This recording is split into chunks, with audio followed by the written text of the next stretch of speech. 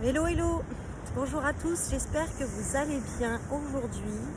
Une petite vidéo pour vous parler de la pleine conscience. C'est un terme qui pendant des années est resté un concept pour moi. On parlait de méditation, on parlait d'ancrage, de savoir se poser. Et je ne savais absolument pas en fait me poser. La méditation était quelque chose qui était très très pénible pour moi. Et j'ai cherché à comprendre pourquoi. En fait, méditer pour moi revenait à me couper du monde.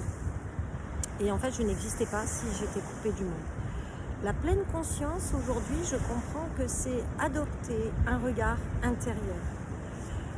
Nous avons ce regard que les autres ont, c'est-à-dire qu'on va demander de l'avis aux autres, mais il est important de pouvoir faire un aller-retour entre ce que les autres peuvent penser et ce que vous pensez, votre opinion à vous. Et là, le soleil commence à pointer et j'avoue que ça commence à faire sacrément mal aux yeux. Je m'en excuse pour les lunettes, mais c'est pas possible autrement. Donc la pleine conscience, c'est vraiment adopter un regard intérieur, pouvoir se recentrer et pouvoir se demander si c'est vraiment quelque chose que l'on veut ou pas. Ça demande un entraînement quand même, c'est-à-dire que c'est pas du jour au lendemain où vous pouvez dire si moi c'est quelque chose qui me convient. Il faut que ce soit en accord avec ses propres valeurs. Donc est-ce que vous êtes conscient déjà de vos propres valeurs? Est-ce que vous êtes conscient de ce qui vous pousse à vous lever le matin? Est-ce que vous êtes conscient de ce qui vous amène à vivre la meilleure version de vous-même? C'est vraiment arriver à faire un point. Et pour ça, donc on appelle ça de l'introspection, du développement personnel ou avoir un regard intérieur. Et donc ça nous aide forcément à nous détacher de ce que les autres peuvent penser de nous.